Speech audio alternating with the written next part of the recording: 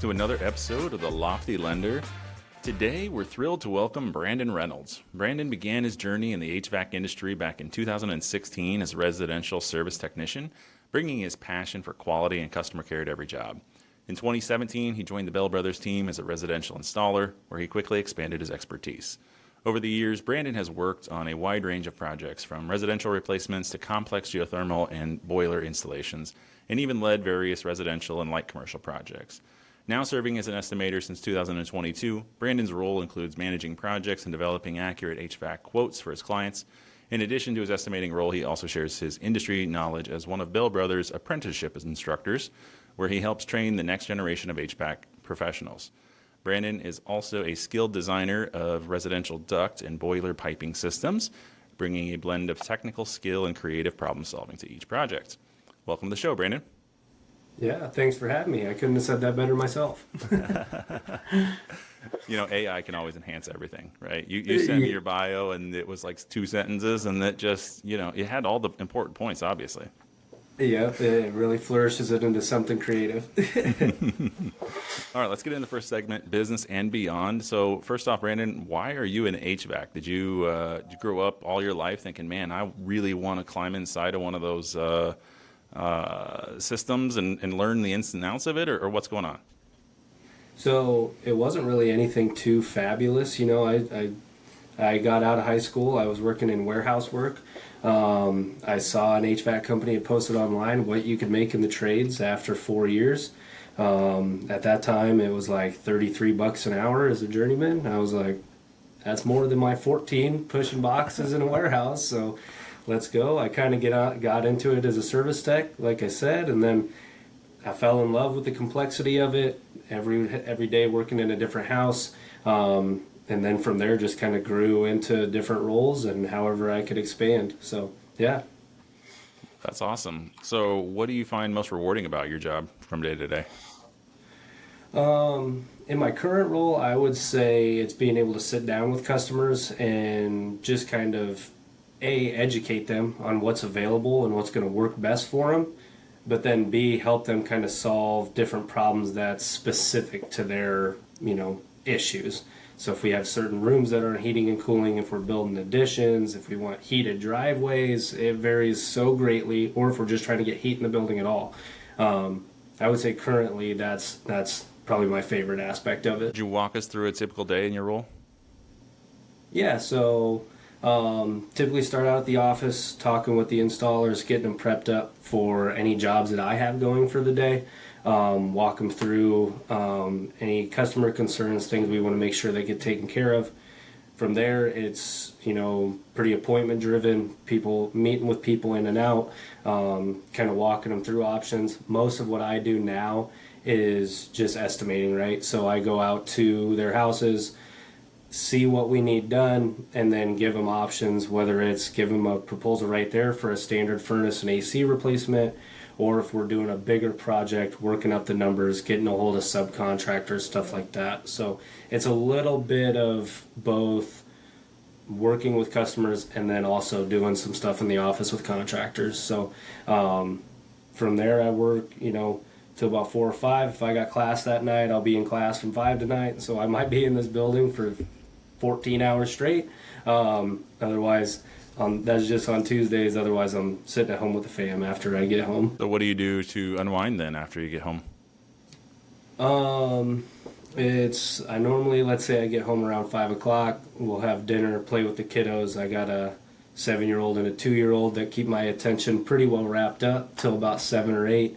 And then, then me and my wife get an hour or two to ourselves. We spend some time watching TV, sports, maybe just talking about our days, stuff like that. And, as a young parent, you're parent of young ones, you get pretty repetitious throughout the weekdays, and then the weekends you try to spice it up. So I love that. Yeah, we meet with some other couples and stuff, and we're like, okay, so what have you guys done since last Tuesday? It's like, well, Tuesday through Friday, it was kind of a blur. Saturday and Sunday, we had a little fun, and then it's the same thing over again. I've got a 4 and 7-year-old, so I totally understand exactly where you're coming from.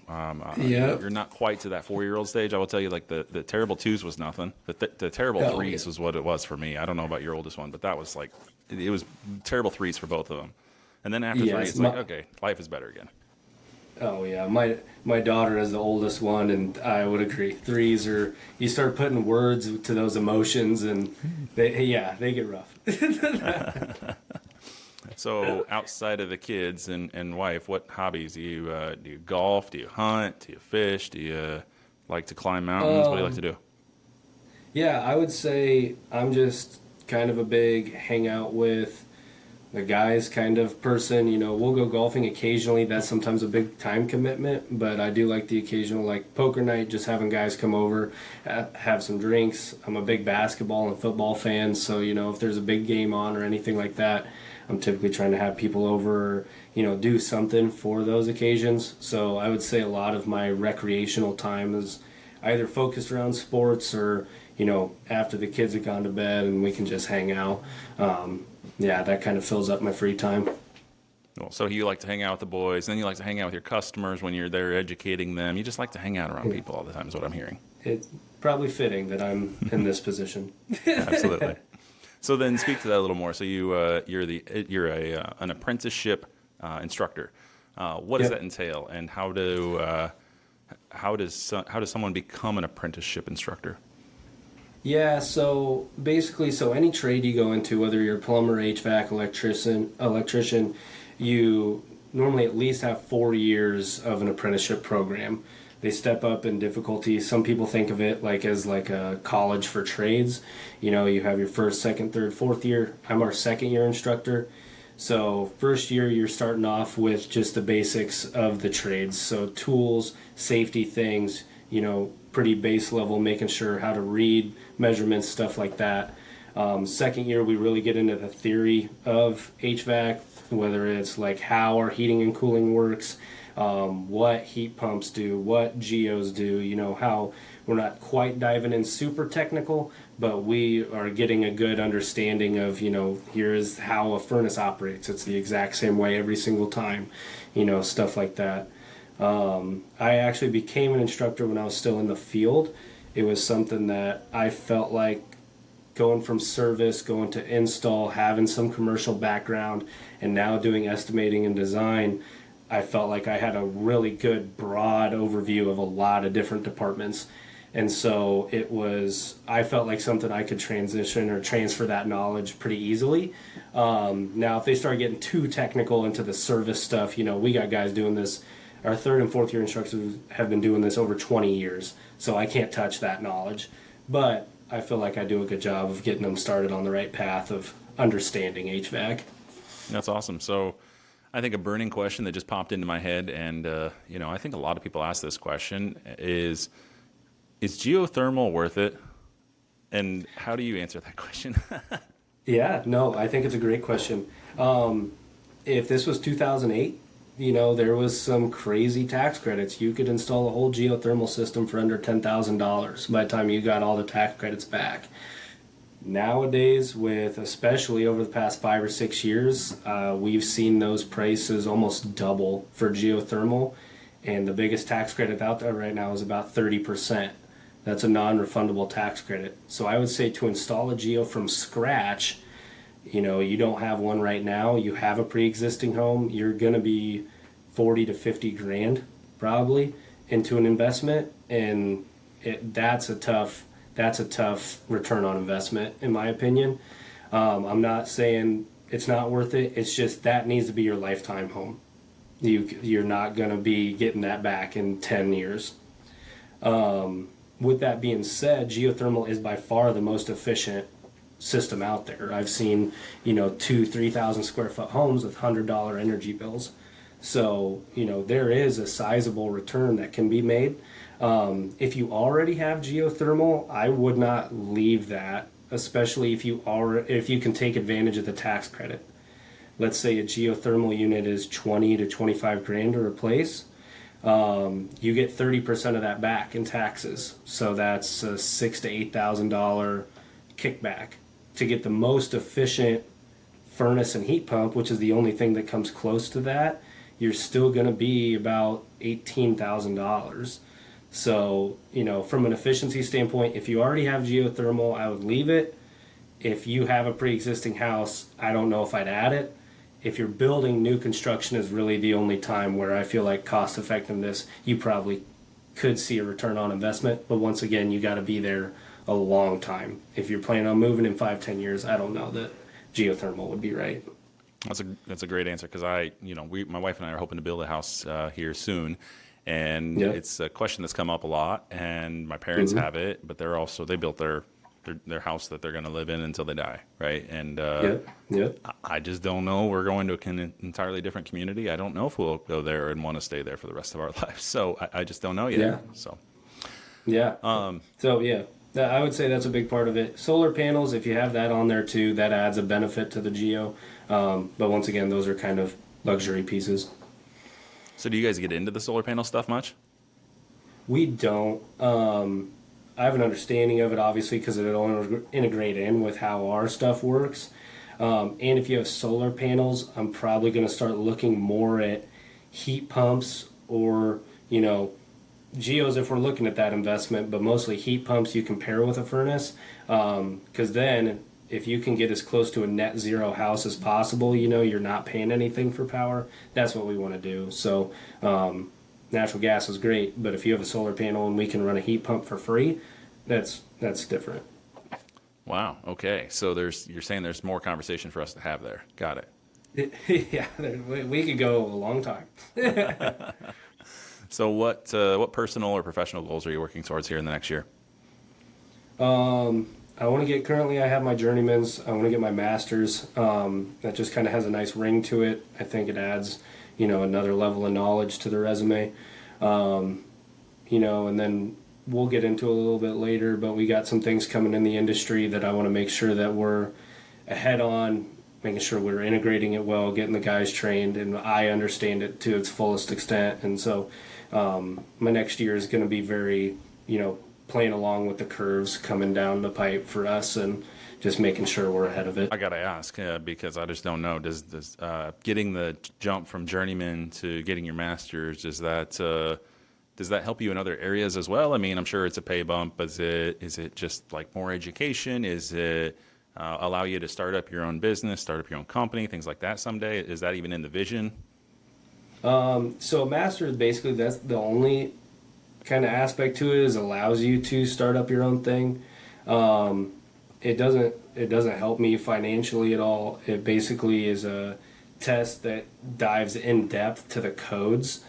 So, basically anything from gas to venting to stuff I got to know the specifics on. With that being said, I have no interest with two small kids. I have no interest of doing anything startup wise. I don't got that kind of time. I've always kind of liked the term intrapreneur over entrepreneur. So taking what is already built here and established, like at Bell Brothers, and then finding ways to add on to it and just make it better. So I think any avenue we can take where I can expand myself and the company, that's the route I want to be. And, plus I like to test myself. So Masters feels like a good way to do that. Before we get into the next segment here, can you expand a little bit on why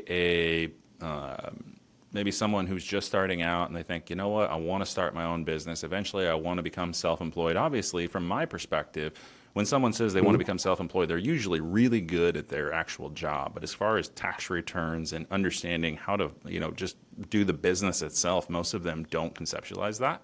And it's not a knock on business owners. It's just most small business owners are really good at what they do, but figuring out how to run the business is really a challenge, and it's almost a separate entire job. So you've already got that established, obviously, within Bell Brothers. Can you speak to someone who's maybe thinking about getting into the trades and why Bell Brothers may or any company may or may not make sense to them? Yeah.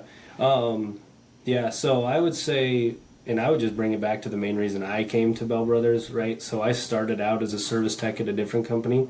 I appreciate the opportunities they gave me. They got me started on the right track. And if they didn't post their pay right online, I don't know if I ever would have jumped into HVAC. But with that being said, what drew me to Bell Brothers was the length of time their employees have worked here. We have multiple 2-decade plus employees. Our entire management staff is almost 2-decade employees. I think that's a huge testament to, the foundation that's here. But also the technical background. There is communication with people is really important, but if you don't know how to work on the stuff, you can only go so far. And so they go through multiple trainings. We like Carrier and Trainer, a couple of our biggest brands. We have 2 of their classes every single year. They've put me through hydronics trainings on boilers, geos. I personally asked to go to a duct design class when I was in install. It didn't really have a big effect on my career at that time. Jason, our owner, didn't bat an eye when I asked that, put me right through it. So it's really, I think, the making of true technicians and knowing what we're talking about is the biggest reason why I like it here and why I think it's a great place where a lot of our guys have worked. I mean, so many, I would say our average lead in our install department is 10 years tenured. So it's people come and they stick around. We don't see a lot of turnover, and I think that's a big testament to a hard job. I mean, it's not easy. Love that. All right, let's get into the next segment here, quick picks. I have a little precursor question for you. Do you do both residential and commercial? I do. I will do commercial until it gets to an engineering level. We have an in-house engineer, so if it's somewhere we're starting to look at changing structural or I need to take into account ventilation, like on a large scale, I will pass it off to them because I don't have the time nor the software to do that. All right, perfect. So with quick pick segment, I just need you to answer yes or one or the other. I'm going to ask you a series of this or that type questions. You're welcome to expand upon them if you want, or we can just jump right through.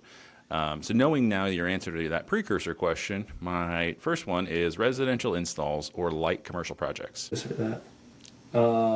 I think I would take residential. I think commercial can be a little cut and dry. We're just looking for the straightforward swap out. So residential, we typically care a little bit more. Fair.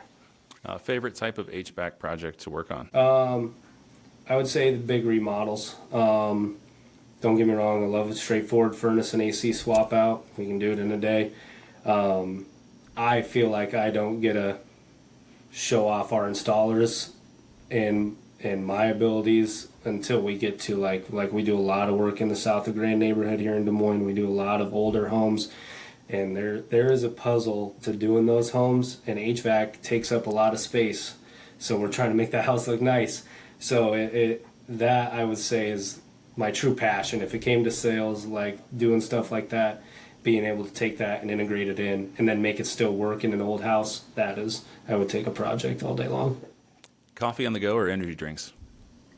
Coffee. Reading a book or listening to an audiobook? That's funny you say that. So I take reading a book as like something I have to do. Like I am sitting down and I am reading. My wife, that is like her recreational time. Mm-hmm. But I've noticed if I put in headphones, she thinks I'm like in the zone. So it's easier to do that. If I'm reading a book and she asks me to do something, I'm like, hey, I'm trying to do this. And she's like, you're just chilling. So I think from that aspect, I would probably take audio, but it's not a big preference either way. Fair. So you're saying if your wife wasn't harassing you, you would totally read a book, but you're just not allowed to. That's what I heard. That's even a bold statement. I'm not a big book reader, so okay. I could pawn it off on her all day long. But it's I don't know if I'd read that many more books without her. Fair. Yep. Video games are hard to get away from when the book's sitting right there. Yeah. Yep. Several small jobs or one really big job? Once again, I think the big job. I like the projects. Yeah. Teaching apprentices or managing projects? Depends on the class. If my class is very interested and we're all dialed in, there's nothing better in teaching than teaching people that like want to be there. And then managing projects too. If you're in the middle of a project and you got a rough relationship, that project is taking that much longer. So, but I would say there's just something about teaching I like. So I would say teaching. You seem like an educator. I love it. Chocolate or vanilla ice cream? I'm a vanilla guy, then spruce it up myself. So wow. I know. You're pretty boring. No, I'm kidding. I know. Favorite place you've traveled to or want to travel? As rough as COVID was, it did give me some experiences that I think can't be replicated. So I got married in 2020. So my bachelor party was in 2020. I went to Vegas when it was vacant. There was like nobody there. That's creepy. I don't know if that'll ever happen again.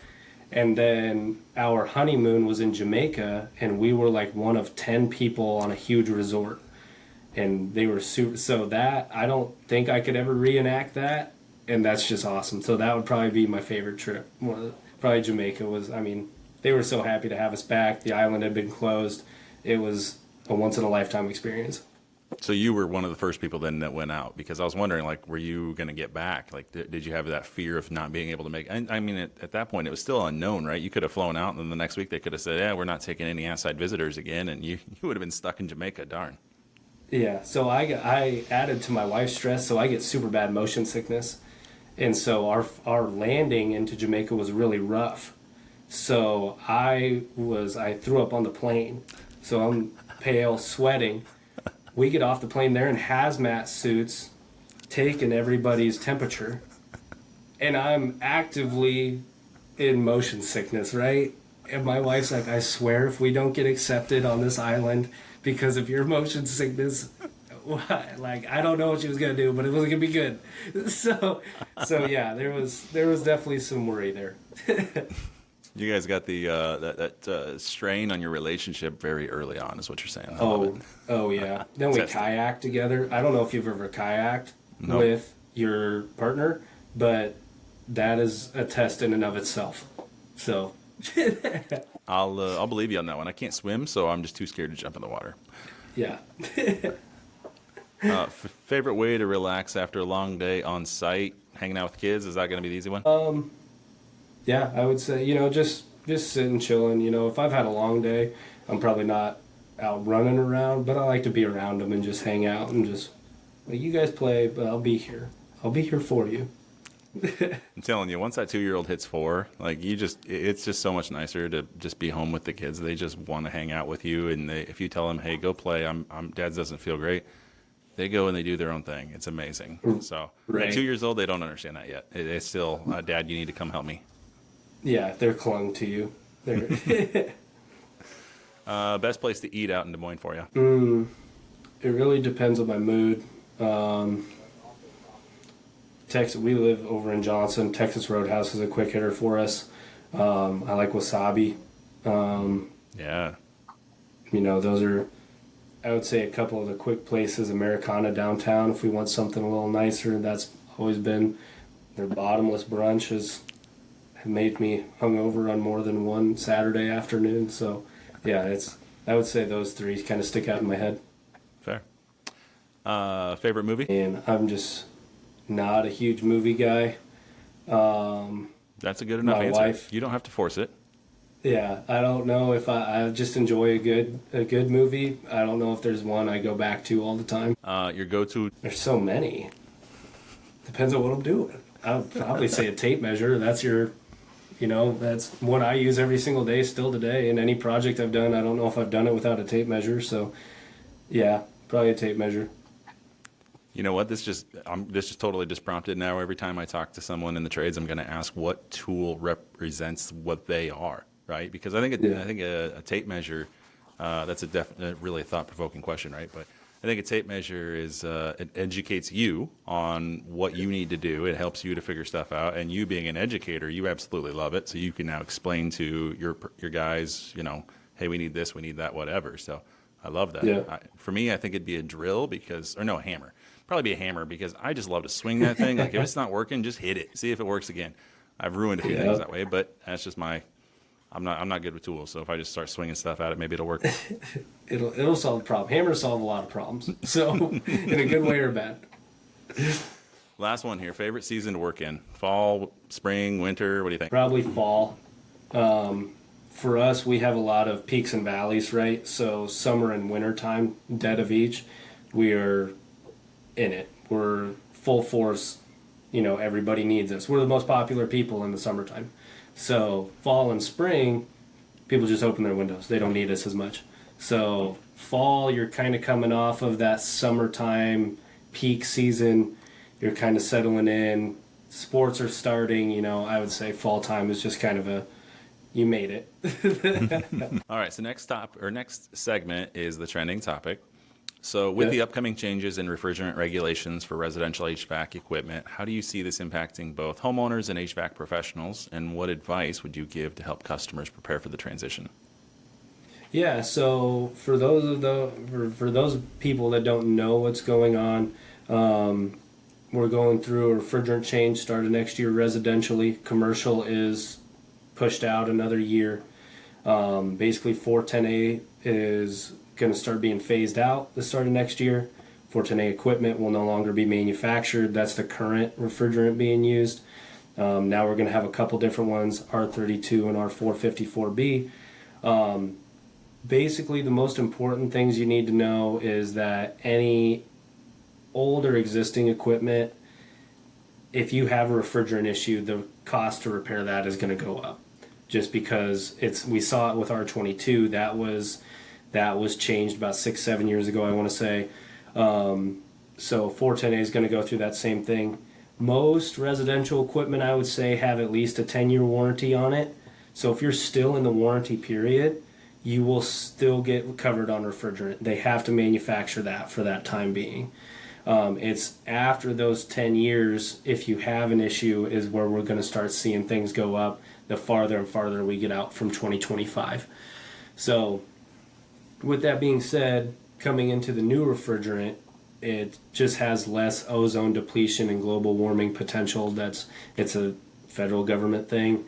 So basically, the most important things I think you need to know about the new refrigerant is it's already been used. It's being used over in the Eastern Hemisphere and Europe and Asia and all that stuff, has been for a long time. So it's not necessarily new, but it's new to us. With that, in the United States, it is technically a little bit more flammable. So I don't want you to take that from a safety standpoint, but what I do want you to know is that is going to require us to have more sensors and mitigation boards in the equipment, which is going to cause the cost of equipment to go up. We've been told from Carrier and other places about 10 to 15% on equipment price increase come next year. So there's basically two schools of thought. Either you could replace it this year, get 410A equipment where it's a little bit cheaper. You would still have the warranty for the 10 years. If you're moving something like that, but know you're going to replace eventually, that might be the best plan of action.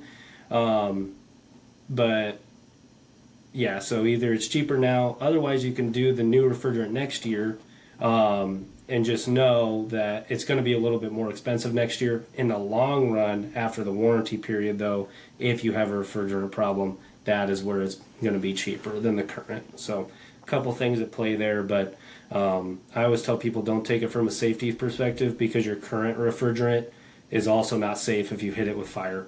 So that really almost never happens. But it's more from a additional parts standpoint in the equipment, and then also just a cost standpoint for the initial buy. Yeah, I know I got a couple of quotes myself this year, and they were kind of talking about that, and I didn't quite understand. I think you've cleared that up a lot for me, but I definitely went with just how do I get it fixed right now, because it was 3 days before it was going to hit 100 degrees this summer, and of course it just quits right before that, and had somebody out there, Johnny on the spot, to take care of it, but I can totally appreciate that. So, well, Brandon, thanks for joining the show today. It's been enlightening to learn a lot about the trades. I'll be honest, we often get a lot of realtors and stuff on the show. We hardly get anyone in the trades, and it's always eye-opening to me how different your world is from the world of real estate. And you call yourself boring. I think you're exactly the opposite. I think all this stuff is fascinating. And if anyone out there feels like they've learned something or they have a lot of questions, I feel like I came into this with a lot of questions myself. And I think there's still some questions, further conversation about geothermal that I plan to have with Brandon when we build our house someday. But if anyone out there, you feel like you've learned something or you have questions for Brandon, how can they get a hold of you? So the best way, you can always call on the Bell Brothers, just a quick Google search. That'll get you right to us. If you want me personally, they can transfer you to me. Otherwise, you can shoot me an email at brandonr@bellbrothers.com. That's BRANDONR@bellbrothers.com. Otherwise, you can also reach out to me via my cell phone too, 515-822-3580. Any of those I'll answer, and whether it's a quick phone call or you want me to come out and see what you got going on, I can do either one. Awesome. Well, thanks again, Brandon. And for everyone listening, we hope you enjoyed the conversation today, found it valuable. And be sure to follow us on all social media platforms and subscribe wherever you get your podcasts. And remember, stay curious. We'll see you next week.